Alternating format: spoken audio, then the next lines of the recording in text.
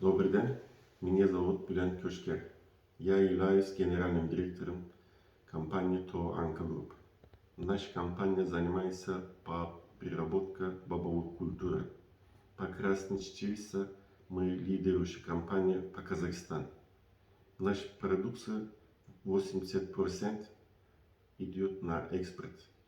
Годовое производство 36 тысяч тонн в год.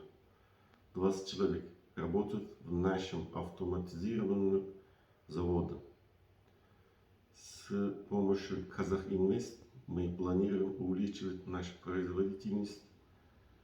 Купили новый земельный участок, начали построить новый завод. В новом заводе у нас будет годовое производство 79 тысяч тонн в год.